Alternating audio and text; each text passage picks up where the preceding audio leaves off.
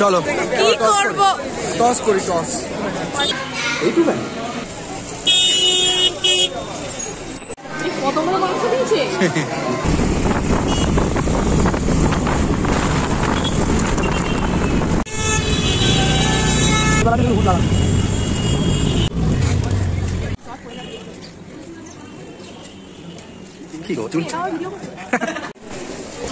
Hello everyone, welcome to a new blog.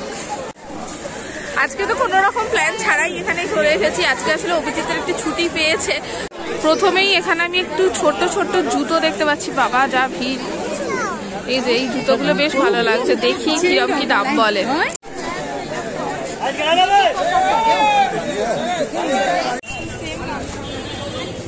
দাম তো অনেক বলছে, কি হলো?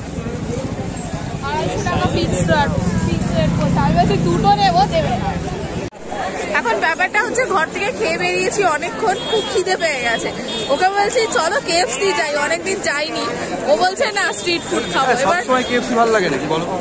আরে অনেকদিন যাইনি না, তো সেজন্যই বলছি। কিন্তু ও বলছে যে না স্ট্রিট ফুড খাই, বেশি টাকা খরচা করা যাবে না। কি করবো, টস করি, টস। খরচা বের করো। বাজিতে আমি জিতে গেছি, তাই ঢুকছি কেএফসি। আর এদিকে মুখটা দেখো, টসে জিতে গেল, টসে।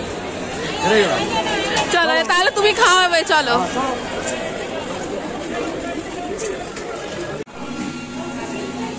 ম্যাডাম, আহা, থ্যাংক ইউ, থ্যাংক ইউ।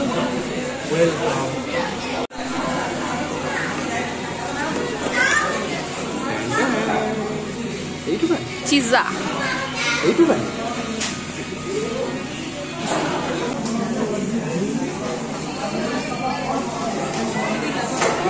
কেমন চিজাটা?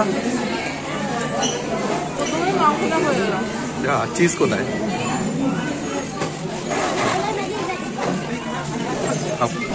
কতগুলো মাংস দিয়েছে। খাও না, এটা ছাড়ানো যাবে? ছাড়িয়েই খেতে হবে, এটা জুড়ে গেছে। এই তো গোটাই খেয়ে নাও। ভাজতে গিয়ে জুড়ে গেছে। হ্যাঁ, গোটাই খেয়ে নাও। আমার এই ক্রিসপি চিকেনটা খেতে হেভি লাগে, ওই জন্য তো অর্ডার দিলাম।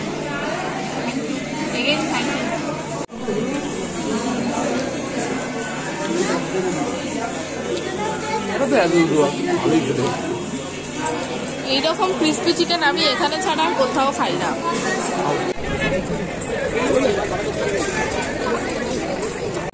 যখনই আসে খালি টেডি বিয়ার, এই পুতুলের দিকে ওর মুখ। আমি যত বলি দরকার নেই, এত কিনছো, তাও দেখো সেখানে গিয়ে ভিড় করেছে। পুতুল নিলে না? গেলে তো আজ ওখানে গেলে নিলে না? আমি বলেছি 150-200 টাকা। এমনিতেও আমার নেওয়ার কোনো ইচ্ছে ছিল না। বড় কাছে আগে অনেক পুতুল কিনেছি, আর পুতুলগুলো দেখলে না নিজেকে না নিয়ে আর পারি না। বর তো বহাবহি করে, চলো 200 টাকা দেবে বলছে, আমি বলি না দেবো না বলে চলে এসেছি। ভালো করে আটকে রাখেন এই অনেক। এখন এই যে আবার দাঁড়িয়ে পড়েছি সিলেদার্সের সামনে, কেননা জুতো কেনার আছে। ওর আমার দুজনেরই দেখতে হবে, তো দেখি আপাতত পছন্দ হয় কিনা। মেইন জুতো আমার জন্য। হ্যাঁ বাবা, তোমার জন্যই, চলো।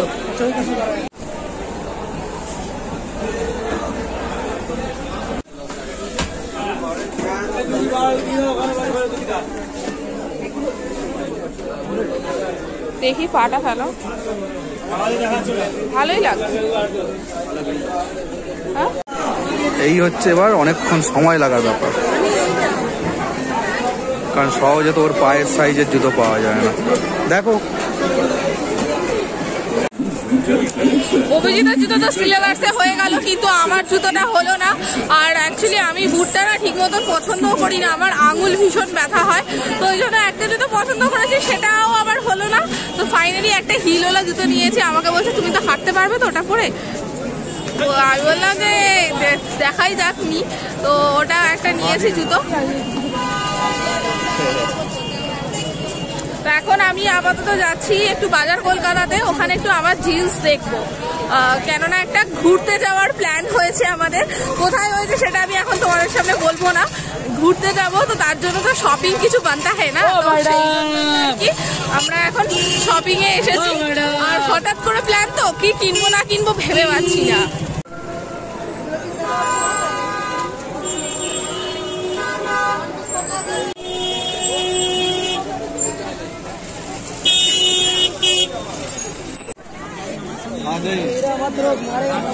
এখন মিঠাইয়ের জন্য প্যান্ট দেখা হচ্ছে, জিন্সের প্যান্ট।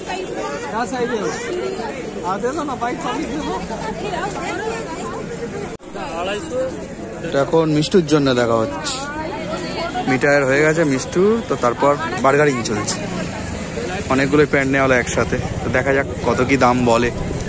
মানে দাম তো একটা বলেছে, এবার কমিয়ে কতটা কি হয়। দেখে প্যান্টটা দেখাও।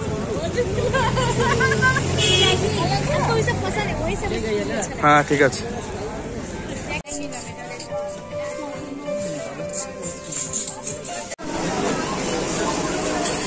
সেই সেপারেটের মতন করা হবে, এখানে রেখে আর মার্কেট ঘুরে আসা হবে। নিয়ে নিলে কেন তাহলে? হ্যাঁ ভুল করলাম যা। অনেকক্ষণ তো ঘোরাঘুরি হয়েছে, এবারে ঠান্ডা ঠান্ডা হাওয়াও দিচ্ছে, সন্ধে হয়ে গেছে, তাই একটু চায়ের দোকানের সামনে দাঁড়িয়েছে, একটু গরম গরম চা খেয়ে নেওয়া যাক। কিন্তু এখানে লিকার চা পাওয়া যায়নি। ও বলছে কি করবে, খাবে? আর বলছে দুধ চাই ভরসা, কিছু করার নেই, ওটাই খেতে হবে। চলো অর্ডার করো। দাও গরমাগড়াই। সত্যি ঠান্ডা নাকি? মাটির ভাঁড়ে চা খাওয়ার মজাটাই আলাদা, যাই বলো, এটা অন্য কিছুতে আসে না।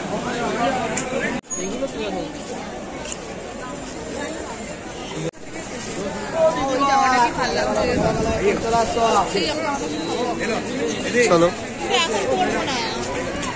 পুজোর সময় তোকে দেখতে পাই না। ঘুরতে যাওয়ার জন্য শপিং তো অনেকটাই করা হলো, এবারে মার্কেটে এসেছি মানেই তো আমার মেকআপের প্রোডাক্ট আমাকে টানে, তো ওই জন্যই একটু দেখি। এখানে দীর্ঘ 2.5 ঘন্টা পরে মেকআপের দোকান থেকে আমি বেরোলাম। ও তো বিরক্ত হয়ে যাচ্ছে যে আর কতক্ষণ, কিন্তু কি হয় ভিড় থাকে, প্লাস আমারও অনেক কিছু জিনিস নেওয়ার ছিল, সেগুলো নিলাম। তো এখন বেরিয়ে যাচ্ছি। এবার হালকা হালকা খিদে পাচ্ছে, কেননা অনেকটা আগে খেয়েছি সেই বিকালবেলা, কিন্তু এখন আর খাবো না। এখন মোটামুটি 7:45 মতন বেজে গেছে। এখান থেকে বেরোই, বাড়ির কাছাকাছি গিয়ে যদি মনে হয় কিছু খাবো, নইলে একদম বাড়ি চলে যাবো।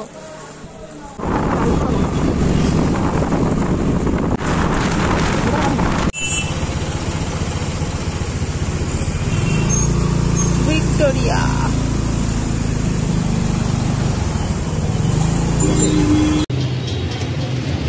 এখন আবার একটু মিষ্টি দোকানে এসেছি, আর এই যে বেকড রসগোল্লা। এই যে রাস্তাটা ক্রস করে এসেই এই ফ্রাইয়ের দোকানটা দেখতে পেলাম, ফার্স্ট ফ্রাই। তো এখানে ফিশ ফ্রাই অর্ডার দিয়েছি। খিদে পেয়েছে তো? বেশ বড় সাইজের একটা ফিশ ফ্রাই, এটার দাম নিয়েছে মাত্র 60 টাকা। মানে এই সাইজের ফিশ ফ্রাই আমরা মিনিমাম 120-30 টাকাতে রেস্টুরেন্টে গিয়ে খাই, বাট এখানে 60 টাকা নিচ্ছে। খেয়ে দেখো, এবার টেস্ট করে দেখা যাক। আমি কিন্তু কোনো ফুড রিভিউ আর নই, যাই হোক ফুড ব্লগার বলে না, একই ব্যাপার। গাল পোড়াবে না কি রে ভাই? গন্ধটা বেশ ভালোই লাগলো। মাছটা একদম ফ্রেশ, বাহ ভীষণ ভালো। খাও। কোথায় গো সব? গুড়ুগুড়ু করছিলে? হ্যাঁ দেখো তোর এগুলো বেড়ে যে বলি তোর আমার জন্য আজকেও কিছু সব আছে। কি আছে ঘরে দেখাবো। আর ইনি কি করছে? কি তোমার জিনিস চাই? কি কি ওর কথা বলিনি, ওর আরে এত দেখো। বদমাইশ না, কি বলবো আর জানি, ওটাও হয়েছে। এনা এনা দিদি দিদি দিদি এনা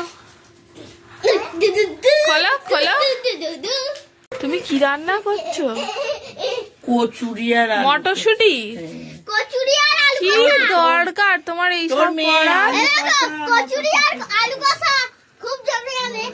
খুব জমে যাবে। তুই খাবি তো মটরশুঁটি কচুরি? খেয়ে খাও। খাওয়া হয়ে গেছে? বাহ, মিঠাইও খেয়েছি, মিঠাইও কচুরি খেয়েছে। হ্যাঁ, এবার তুই আমি আর অভিজিৎ খাবো। এই যে বাড়ি চলে এসে আমরা খেতেও বসে গেছি। মায়ের হাতের গরম গরম মটরশুঁটির কচুরি, আলুর দম, আর এইটা কালকে মিষ্টি ছিল রসমালাই। আর আজকে তো এনেছি এই মিষ্টিটা। এই যে এদিক থেকে চুরি করে করে খাচ্ছে, ওদিকে অভিজিতের খাওয়া শুরু হয়ে গেছে। তুই তোর কাজটা কর। এই যে কালকের হোমওয়ার্ক নিয়ে বসেছে, কাজ করার নাম নেই।